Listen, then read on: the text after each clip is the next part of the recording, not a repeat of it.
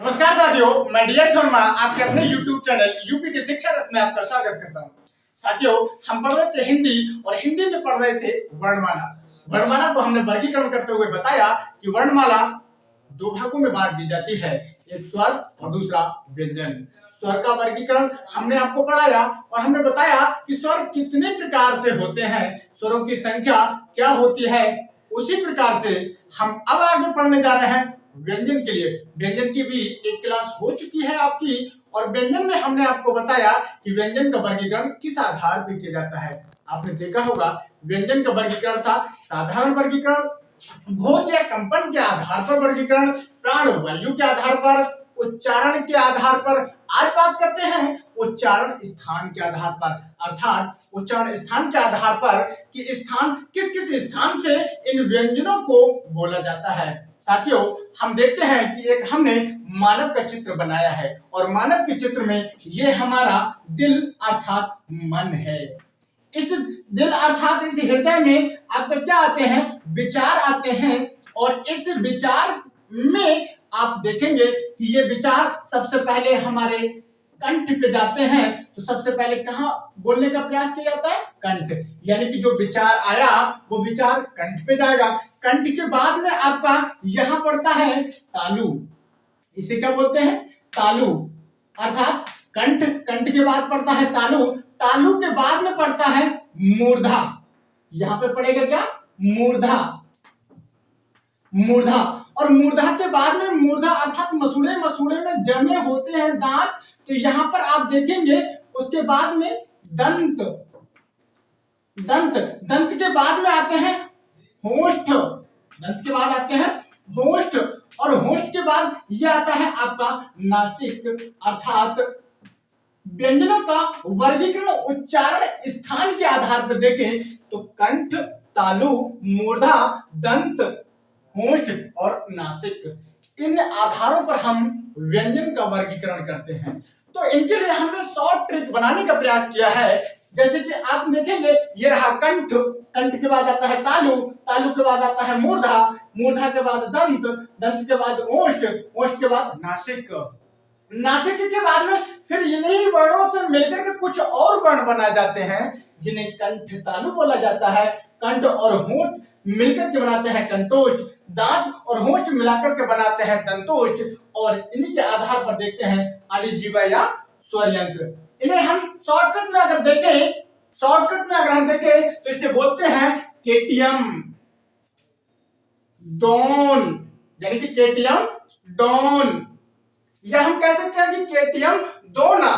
केटियम दोनों का मतलब होता है कि जो वाइट है आपकी केटियम, उसको एक बच्चा मांग रहा होता है कि केटियम दोना, तो माँ या पापा कहते हैं कितने को दूं, कितने को दूं। अर्थात कितने को दूंने का मतलब है केटी से कितने को, कितने, केओ का मतलब तो है को, डीओ का मतलब दूं है।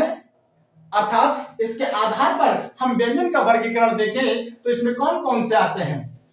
जैसे कंठ में कौन आएगा, पूरा का वर्ग आता है।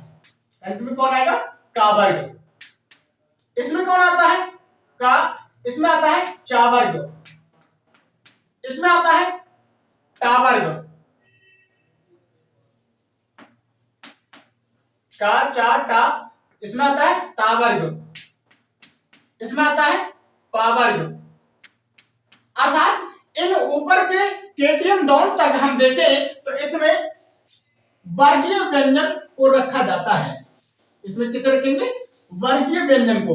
अब इसमें देखें कि का वर्ग में कौन कौन से आते हैं, का वर्ग में कौन कौन से व्यंजनों को रखते हैं। जैसे आप देखते होंगे कि का वर्ग में का, खा, गा, घा, और इसे बोलते हैं मेरे प्यारे साथियों अंगा। का, खा, गा, घा, अंगा। इसमें आता है चा, छा, जा, झा, या, टा, ठा, डा, टाठा, डा, ढा अणा ता था दा धा ना पा फा बा भा मा। अर्थात आपने देखा कि कंठ से कौन से वर्ण बोले जाते हैं। कंठ बोले तो कंठ से बोले जाते हैं पूरा का वर्ग। तालु से कौन बोला जाता है, पूरा का पूरा चा वर्ग। और मूर्धा से बोला जाता है टा वर्ग। इसी प्रकार से दांत से कौन सा बोला जाता है, तो दंत से बोला जाता है ता वर्ग और होंठ से बोला जाता है पा वर्ग। इसके बाद में नासिक से कौन आता है, तो बेटा इनके जितने भी जो वर्ण हैं ये सब हमारे किस में आते हैं, कंठ तालु में। अब नासिक में देखें तो नासिक में आता है केवल अंगा। नासिक में क्या आता है, ये अनुस्वार जो होता है ये नासिक में रखा जाता है। अनुस्वार किस में रखते हैं, नासिक में। अनुस्वार को रखते हैं नासिक में। फिर इसके बाद में आता है कंठ तालु, कंठोष्ठ, दंतोष्ठ, अलिजीवा। तो बेटा ये तो वर्गीय व्यंजन थे, साथ ही साथ इसमें हम अगर स्वरों का भी बोलबाला देखें तो हमारे स्वर कहां कहां आते हैं।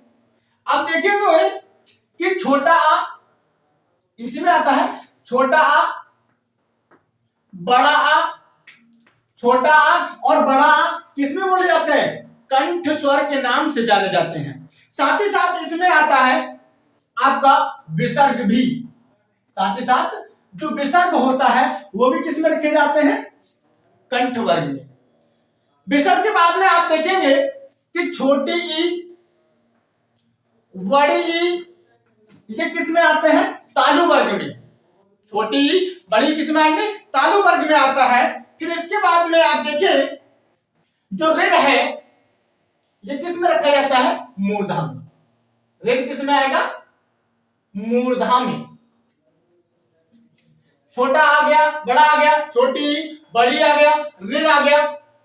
इसी प्रकार से आपके वर्गीय व्यंजन के बाद बचते हैं अंतस्थ व्यंजन।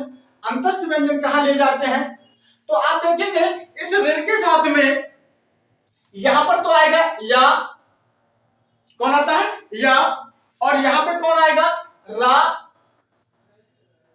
तालु में तालव्य सकार में यहां पर आता है दीर्घ सा और यहां पर आता है मूर्धन्य सा। यानी कि अंतस्थ व्यंजन यारा और ऊष्म व्यंजन बड़ा सा और पेट बड़ा सा, दोनों इसमें रख दिए जाते हैं। इसके बाद में आता है दंत वाले में। दंत वाले में आता है यहां पर ला। दंत वाले में कौन आएगा, ला आता है। और यहां पर कौन सा आएगा, दंत सकार में सा आता है। यानी कि या, रा, ला किसमें आते हैं, कंठ मतलब तालु में, मूर्धा में, दंत में। इसके लिए क्या बोला जाता है, इसे बोलते हैं तालव्य सकार, इसे बोला करते हैं मूर्धन्य सकार और इसे बोलते हैं दंत सकार। सकार के आधार पर आपने ये देखा। साथ ही साथ इसमें आता है जो होस्ट है, होस्ट वाले इसमें छोटा उ और बड़ा उ, इन दोनों स्वरों के लिए कहां डालते हैं, होस्ट में डालते हैं। फिर अब इसके बाद आ जाता है कि कंठ और तालु, अर्थात कंठ वाले वर्ण और तालु वाले वर्ण दोनों मिलकर के बनाए जाते हैं। जैसे कंठ तालु में आपका आता है, कंठ तालु में आता है छोटी ए, बड़ी ए। क्यों इसे कंठ तालु बोलते हैं, क्योंकि ए और दीर्घ ए का इस्तेमाल कंठ और तालु दो से मिलकर के बना होता है। जैसे ए में आप देखेंगे छोटा आ प्लस ई, छोटा आ प्लस ई। अब आ देख रहे हैं आप, किस में आ रहा है, कंठ में, और ई किस में आ रहा है, तालु में। तो आ और ई दोनों से मिलकर के क्या बनता है, कंठ तालु। इसी प्रकार से आता है कंठोष्ठ। कंठोष्ठ में कौन आएगा, जो कंठ और ओष्ठ से मिलकर के बना होता है उसे कंठोष्ठ बोलते हैं। जैसे ओ और औ, कौन कौन सा आता है, ओ और औ। इसे देखें ओ और औ किससे मिलकर बना होगा, यहां पर अगर बड़ा आ और उ इन दोनों से मिलकर के बना होता है, आ और ऊ दोनों से मिलकर के बना होता है, इसलिए क्या बोलते हैं, कंठोष्ठ। इसके बाद में आता है दंतोष्ठ। दंतोष्ठ में कौन आएगा, जो दांत और ओष्ठ दोनों से बोला जा सकता है, वो होता है केवल वा। क्योंकि आपने या रख लिया, रा रख लिया, ला लिख लिया, लेकिन वा कहां रखोगे, दंतोष्ठ में। ये दांत और ओष्ठ दोनों से मिलकर के बना होता है। इसके बाद में आता है अलीजीवा बोले या स्वरयंत्र बोले, इनके लिए क्या बोलते हैं, केवल हा, जो ऊष्म व्यंजन में रखा होता है। इस आधार पर देखें कि उच्चारण के स्थान के आधार पर हमने वर्णों का, व्यंजनों का वर्गीकरण करके देखा। क्या होता है, कंठ, तालु, मूर्धा, दंत, ओष्ठ और नासिक। फिर उसके बाद में आता है कंठ तालु मिलके बना, कंठ ओष्ठ मिलके बना, दंतोष्ठ मिलके बना। इसके बाद में आता है अलीजीवा या स्वरयंत्र। तो हमने शॉर्टकट में बताने का भी प्रयास किया, केटीएम दोना। तो पापा कहते हैं कितने को दूं, कितने को दूं। तो के से मतलब क्या होता है, कंठ, टी से मतलब क्या होता है, तालु, एम से मतलब होता है मूर्धा, डी से मतलब होता है दंत, ओ से मतलब होता है ओष्ठ और एन से मतलब होता है नासिक। यही कावर्ग, चावर्ग, टावर्ग, तावर्ग, पावर्ग क्रमशः क्या होते हैं, उच्चारण स्थान के आधार पर माने जाते हैं। फिर इसके बाद में आता है इन, ए, ओ और ओ, इन्हें संयुक्त अक्षर भी या संयुक्त स्वर भी कहा जाता है, क्योंकि ये दो वर्णों से मिलकर के बने होते हैं। इसके बाद में आता है कि वर्णों का या वर्णमाला में वर्णों की संख्या कितनी होती है। कुछ विद्वान बताते हैं कि वर्णों की संख्या 44 होती है हिंदी में, कुछ लोग बताते हैं 52 होती है, कुछ लोग 56 भी बताते हैं। तो इस आधार पर अगर हम देखें कि वर्णमाला में वर्णों की संख्या कितनी होती है, वर्णमाला में देखें वर्णों की संख्या कितनी, वर्णमाला में वर्णों की संख्या कितनी होती है। तो हेडिंग बनाइएगा, वर्णमाला में, वर्णमाला में वर्णों की संख्या, वर्णों की संख्या। वर्णमाला में वर्णों की संख्या अगर देखें तो बेटा वर्णमाला को दो भाग करे थे मैंने। नंबर 1 किया था स्वर, स्वरों की संख्या कितनी बताई जाती है, 11। फिर उसके बाद में आते हैं व्यंजन, व्यंजन की संख्या कितनी बताई जाती है, 33। यानी कि कुल मिलाकर के ये कितने हो गए, 44। कुल मिलाकर कितने हो गए वर्ण, 44। अगर हम पूछे कि वर्णमाला में कुल कितने वर्ण होते हैं तो आपको बताना होगा 44। या हम पूछे कि साधारण वर्ण कितने होते हैं या मूल वर्ण कितने होते हैं तो 44। अर्थात 44 किस आधार पर होते हैं, आपसे पूछा जाए कि साधारण वर्णों की संख्या कितनी होती है, साधारण वर्ण पूछे जाए या मूल वर्ण पूछे जाए, साधारण वर्ण या मूल वर्ण, तो इनकी संख्या कितनी मानी जाती है, 44। लेकिन हमने कुल वर्णों की संख्या, कुल वर्णों की संख्या कितनी बताई है, 52 भी होती है या हम कहते हैं कि 56 भी होती है। तो बेटा साधारण वर्णों की संख्या 44 होती है।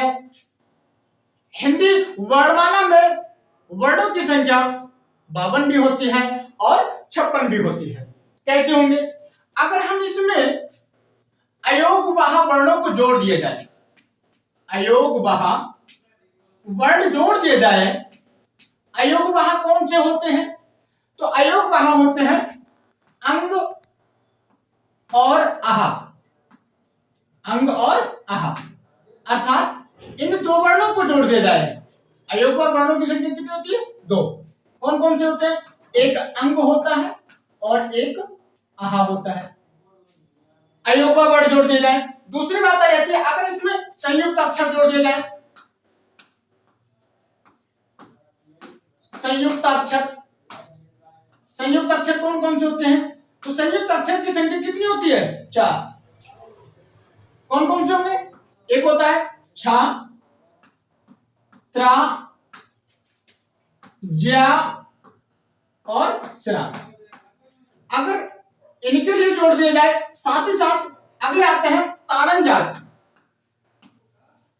ताड़न जात।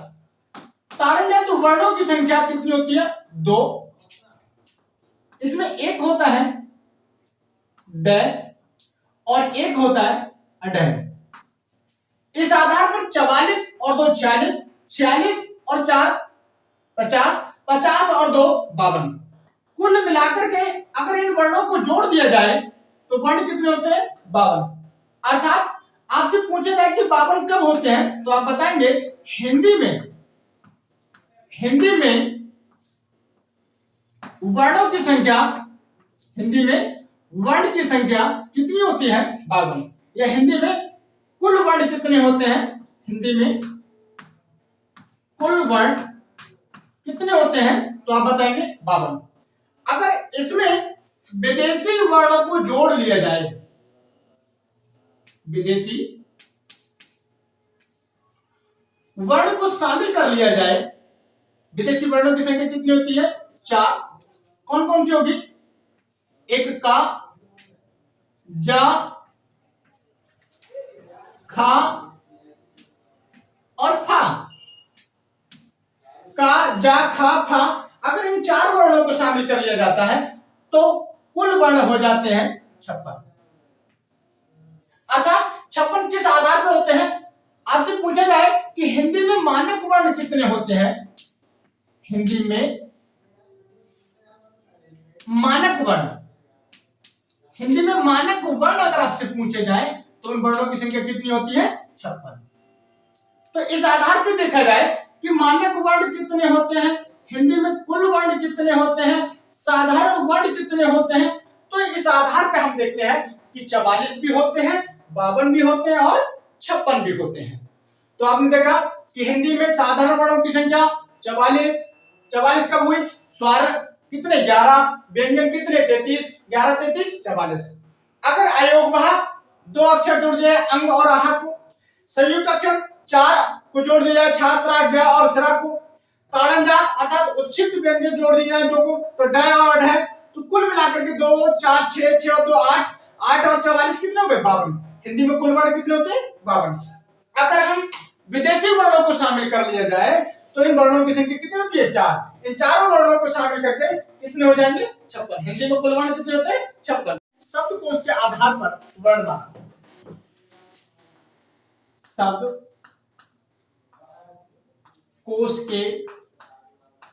शब्दकोश के आधार पर वर्णमाला।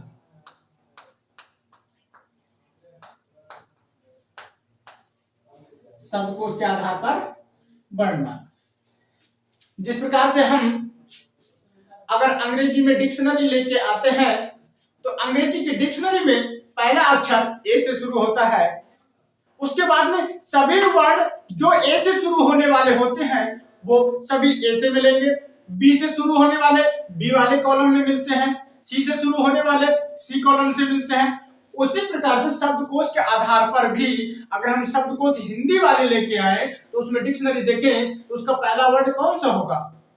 तो मैक्सिमम लोग बताते हैं कि वर्णमाला का सबसे पहला वर्ण आ होता है, तो आ के आधार पर छोटे आ के जितने भी वर्ण होंगे वो सबसे पहले मिलेंगे। इस आधार पर हमारा प्रश्न क्या हो जाता है? गलत हो जाता है। अर्थात शब्दकोश के आधार पर अगर हमसे पूछा जाए कि शब्दकोश के आधार पर पहला वर्ण कौन सा होता है तो बेटा शब्दकोश का सबसे पहला वर्ण जो होता है वो अंग होता है, जिसे अनुस्वार बोलते हैं। अनुस्वार के बाद में कौन आता है? विसर्ग आता है। तब कहीं जाकर के क्या शुरू होता है? छोटा बड़ा शुरू होता है। फिर आ से मिलेगा बड़ा, छोटी, बड़ी, छोटा ऊ, बड़ा ऊ, रे। फिर इसके बाद में आता है छोटी ए, बड़ी ए, छोटी ओ, बड़ी ओ। अर्थात आप देखेंगे कि अंग और अनुस्वार को छोड़ करके बाकी सभी स्वर बाद में आते हैं। 1 2 3 4 5 6 7 8 9 10 11, अर्थात ये 11 वर्ण बाद में आते हैं। तो सबसे पहले शब्दकोश के आधार पर वर्णमाला का पहला वर्ण कौन सा होगा? अंग होता है। इसी प्रकार से अगर हम देखें ये तो स्वर के आधार पे हो गया, स्वरों में हो गया, अगर व्यंजन में देखें कि व्यंजन में सबसे पहला वर्ण कौन सा होगा, तो व्यंजन में सबसे पहला वर्ण कौन सा होता है? का। व्यंजन में सबसे पहला वर्ण कौन सा होगा? का। का के बाद में का से मिलकर के आपने देखा होगा संयुक्त अक्षर कौन सा बना होता है? छा, जिसे कक्षा कक्षा बोलते हैं, तो ये वाला आता है। कहीं ऐसा मत करना कि आप का के बाद में खा बोल दो। का के बाद में क्या आता है? छा। फिर उसके बाद में आता है आपका का, खा, गा, घा और अंगा। फिर उसके बाद में आता है का, चा, चा से, तो चा, चा के बाद में कौन सा आता है? छा। चा, छा, जा, झा, यह वाला आता है, तो चा, छा, जा, और जा से मिलकर के एक वर्ण बना होता है संयुक्त अक्षर में, कौन सा? ज्ञा। चा, छा, जा, और इसे बोलते हैं ज्या। चा, छा, जा, जा, और चा, छा, जा, ज्या, झा। फिर उसके बाद में आता है या। फिर आता है का, चा, टा वर्ग। टा, था, डा, ढा, अणा, ता, था। अब ता से मिलकर के था नहीं आकर के क्या आएगा? त्रा। ता, त्रा, ता, था, दा, धा और ना। फिर इसके बाद में आता है पा, फा, बा, भा, मा, पा, फा, बा, भा, मा। फिर इसके बाद में आएगा या, रा, ला, वा, यंतस्त हो गया। फिर इसके बाद में आता है ऊष्म व्यंजन, और ऊष्म व्यंजन में क्या आएगा? सा। सा से मिलकर के एक वर्ण बना होता है स्रा। सा, सा, फिर आएगा मूर्धन्य सकार, फिर सा, और अंत में जाकर के आता है हा। तो इस आधार पे आपने देखा कि शब्दकोश के आधार पर वर्णमाला में सबसे पहला वर्ण कौन सा आता है। तो आपसे प्रश्न भी बनता है, देखो आपने देखा कि अंग, आहा, छा, ज्या, त्रा और स्रा, क्योंकि ये का से मिलकर छा बनता है, जा से मिलकर ज्या बनता है, ता से मिलकर त्रा बनता है, और सा से मिलकर स्रा बनता है। आपसे प्रश्न पूछा जाता है कि शब्दकोश में प्रथम वर्ण कौन सा होता है? शब्दकोश में प्रथम वर्ण कौन सा होगा? प्रथम वर्ण कौन सा होगा? आपसे पूछेगा शब्दकोश में प्रथम व्यंजन कौन सा होगा? प्रथम व्यंजन कौन सा होगा? या तो पूछेगा शब्दकोश में दूसरा व्यंजन कौन सा होगा? तो इस आधार पर अगर आपने हिंदी का अध्ययन सही ढंग से किया है तो आप बताएंगे शब्दकोश में प्रथम वर्ण कौन सा होता है? अंग होता है, अर्थात अनुस्वार होता है। शब्दकोश में प्रथम वर्ण, प्रथम व्यंजन का मानते हैं, लेकिन दूसरा खा न होकर के कौन सा होगा? छा होता है। तो इस आधार पर हमने देखा व्यंजनों का वर्गीकरण। हमने व्यंजनों को लगभग 5 भागों में बांट करके पढ़ाया। शब्दकोश के आधार पर भी बता दिया आपको। हिंदी में कुल वर्ण, मानक वर्ण या मूल वर्ण के आधार पर हमने आपको वर्णों की संख्या बताई। ये वर्णमाला आपका आज समाप्त होता है। इसके बाद में अब हम पढ़ेंगे वर्णों से मिलकर के बनी होती है संधि, अर्थात वर्ण विचार में वर्णमाला पढ़ने के बाद हम संधि का अध्ययन करेंगे। साथियों, अगर आपको हिंदी आपको अच्छी लगती हो पढ़ते हुए तो लाइक, सब्सक्राइब और शेयर कीजिएगा, ताकि मैं और आपको मोटिवेशन के साथ आपको पढ़ा सकूं। धन्यवाद।